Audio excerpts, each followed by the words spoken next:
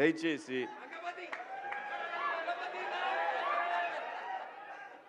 ఇంకో విషయం చెబుతున్నా, అమ్మాయిలు హీరోయిన్లు ఈ బట్టలు పెడితే వేసుకొని పోతే మనమే దరిద్రం అనిపించాల్సి వస్తమ్మా. ఏమనుకోవద్దు, హీరోయిన్లు అందరూ మీరు అనుకున్నా నాకు పోయేది లేదు, లాగి పీకుతాం మనం, అది వేరే విషయం. కానీ మీ అందం చీరలోనో, మీ అందం నిండుగా కప్పుకునే బట్టల్లోనే ఉంటుంది తప్పితే సామాను కనపడే దాంట్లో ఏముండదమ్మా.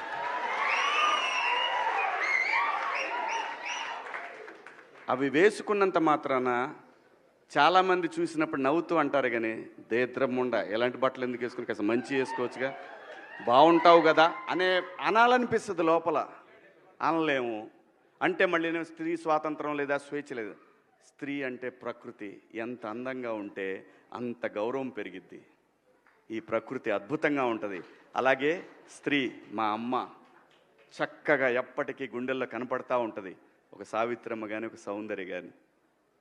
అలాగే ఈ జనరేషన్లో ఇంకా చాలామంది, రష్మిక, చాలామంది అమ్మాయిలు ఉన్నారు. వీళ్ళందరూ ఇంపాక్ట్ క్రియేట్ చేశారు కాబట్టి అమ్మటే చెప్పగలుగుతున్నాం. గ్లామర్ అనేది ఒక దశ వరకే ఉండాలా, ఇంతవరకు ఉంటే పర్లా, అది ఇక్కడికి రాకూడదు. నేనేవాళ్ళే కానీ చెప్పడానికి మళ్ళీ అందరు రేపు పొద్దున పెద్ద పెద్ద వాళ్ళంతా బయలుదేరతారు, మాకు స్వేచ్ఛ లేదు. స్వేచ్ఛ అనేది అదృష్టం. ఆ స్వేచ్ఛని కోల్పోవద్దు. మన గౌరవం ఎప్పుడు పెరుగుద్దంటే మన వేష భాషల నుంచే మన గౌరవం పెరిగిద్ది. అందులో ప్రపంచ వేదికల మీదైనా సరే చీర కట్టుకున్న వాళ్ళకే విశ్వసుందర కిరీటాలు వచ్చినాయి. Thank you so much.